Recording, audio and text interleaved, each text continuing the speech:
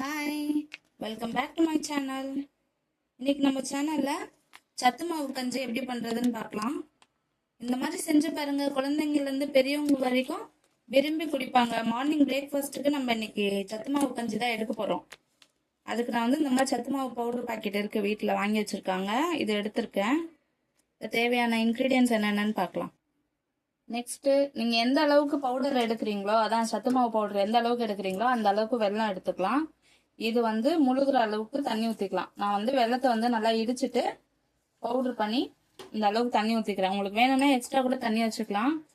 தனியாகவே காய்ச்சிக்கோங்க, ஏன்னா கஞ்சி காய்ச்சி கொஞ்சம் ஆறுனதுக்கப்புறம் ரொம்ப திக்காயிடும். அதனால நான் கன்சிஸ்டன்சி காமிக்கிறேன். எனக்கு சொல்ல தெரியல, நான் கன்சிஸ்டன்சி காமிக்கிறேன். இந்த அளவுக்கு வெல்லம் இது பண்ணிட்டு நம்ம அடுப்பில் வச்சு கொதிக்க வைக்கிறோம். வெல்லம் நல்லா கரைஞ்சி வரட்டும். இப்போ அடுப்பில் வச்சிடலாம். நெக்ஸ்ட்டு கஞ்சி காய்ச்சறதுக்கு நான் இந்த மாதிரி ஒரு பாத்திரம் எடுத்துக்கிறேன். உங்களுக்கு எந்த பாத்திரம் விருப்பமோ அதை எடுத்துக்கோங்க. இதில் நம்ம இப்போ அந்த பவுடரை ஓப்பன் பண்ணி போட்டுடலாம். இப்போ நான் மாவை ஓப்பன் பண்ணி இந்த பாத்திரத்தில் ஷிஃப்ட் பண்ணிக்கிட்டேன். இதுக்கு தேவையான அளவு தண்ணி ஊற்றி நம்ம ஃபஸ்ட்டே கரைச்சி எடுத்துக்க போகிறோம். தண்ணி ஊற்றிக்கலாம். நல்லா தண்ணியாகவே கரைச்சிக்கோங்க. நான் சொன்ன மாதிரி செஞ்சதுக்கப்புறம் மாவு நல்லா திக்காக வரும். அதனால நல்லா தண்ணியாகவே கரைச்சிக்கலாம். ஒரு கரண்டி போட்டு இந்த மாதிரி கட்டி இல்லாமல் நல்லா கிளம்ஸ் இல்லாமல் கரைச்சி எடுத்துக்கலாம். நீங்கள் கை போட்டு கரைச்சாலும் ஓகே, நீங்கள் சும்மா இந்த மாதிரி கரண்டி வச்சு கரைச்சிட்டு இருந்தாலும் நல்லா வந்துடும். இப்போ இதில் ஒரு பிஞ்ச் அளவுக்கு சால்ட்டு சேர்த்துக்கலாம். சும்மா ஒரு பிஞ்ச் சேர்த்துக்கோங்க. அந்த அளவுக்கு இதையும் போட்டு நல்லா மிக்ஸ் பண்ணிட்டு நம்ம அடுப்பில் வச்சிட வேண்டியதான், ஸ்டவ் ஆன் பண்ணி. இப்போ பார்த்தீங்கன்னா நான் இந்த அளவுக்கு தண்ணியாக கரைச்சி வச்சுருக்கேன். இவ்வளோ தண்ணியாக இருக்குன்னு பயப்படாதீங்க, காய்ச்சணுன்னே திக்காயிடும். ஓகேவா? இந்த மாதிரி கிளம்ஸ் இல்லாத மாதிரி அழகாக கரைச்சி வச்சுக்கோங்க. இப்போ நம்ம இதை அடுப்பில் வச்சு காய்ச்ச ஆரம்பிக்கலாம்.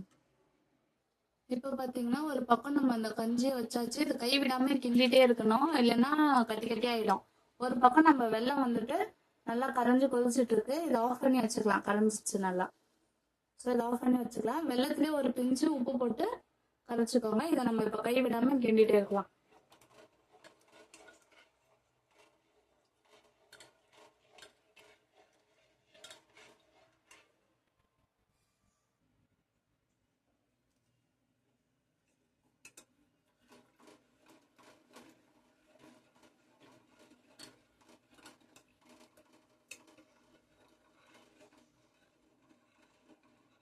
ஒரு துணி வச்சு பிடிச்சிக்கோங்க.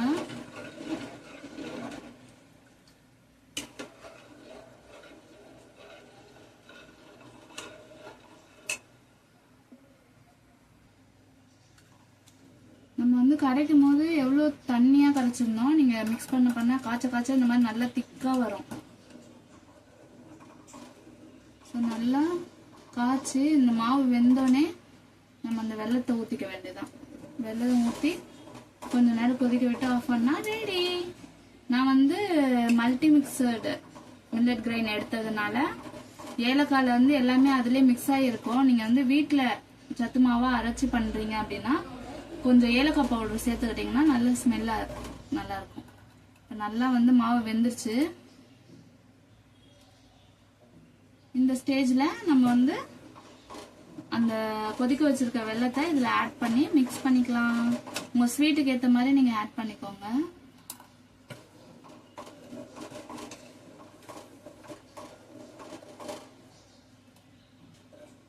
பார்த்தீங்கன்னா மாவு நல்லா திக்காயிடுச்சு.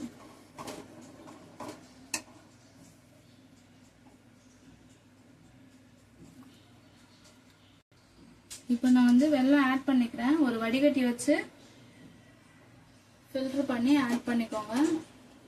நான் இந்த மாதிரி டைரெக்டாக ஃபில்டர் பண்ணிடுறேன்.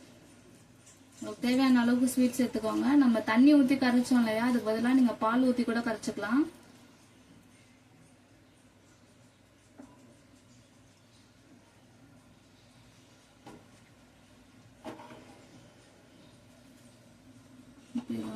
நல்லா மிக்ஸ் பண்ணிட்டு பார்க்கலாம். இதை ஆட் பண்ணி இது பண்ணுற வரைக்கும் நீங்கள் சிம்மில் வச்சுக்கணும், இல்லைன்னா எல்லாம் கட்டி கட்டி ஆகிடும். அதனால நான் கருப்பட்டி வெல்லம் சேர்த்திருக்கேன், அதனால இந்த கலர்ல கிடைச்சிருக்கு எனக்கு. நீங்க நார்மல் வெல்லம் சேர்த்தீங்கன்னா அது மாதிரி. வெல்லம் இல்ல, வெல்லம் வேணான்றவங்க ஒயிட் சுகர், ப்ரௌன் சுகர் எது வேணா ஆட் பண்ணிக்கலாம். எல்லாமே டேஸ்ட் நல்லா தான் இருக்கும். வந்து எனக்கு இதுவே ஸ்வீட் நல்லா இருக்கு. இதுல தேங்காய் துருவி போட்டுக்கலாம், டேஸ்ட் நல்லா என்ஹான்ஸ் பண்ணி கொடுக்கும். இப்போ நம்ம இதை ஒரு 5 minutes கொதிக்க விட்டு ஆஃப் பண்ணிக்கலாம். உங்களுக்கு கொதிக்க வைக்க விருப்பம் இல்லைன்னா நீங்க இந்த ஸ்டேஜ்லயே ஆஃப் பண்ணிக்கலாம். நல்லா ஒரு 2 செகண்ட் வச்சு நல்லா கொதிக்க விடுங்க ஹைல வச்சு. நல்லா கொதிச்சோடனே ஆஃப் பண்ணிட்டு சர்வ் பண்ணலாம்.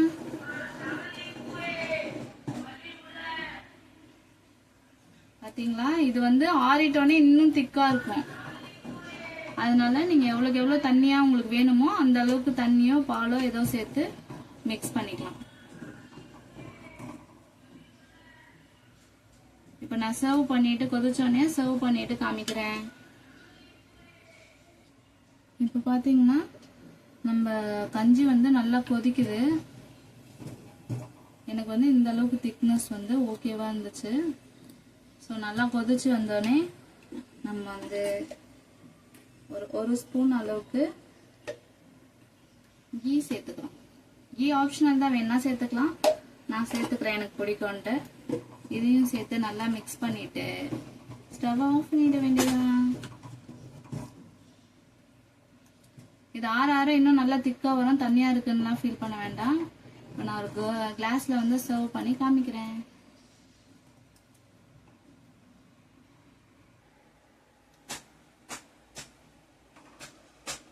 தடா, நம்ம சத்து மாவு கஞ்சி ரெடி.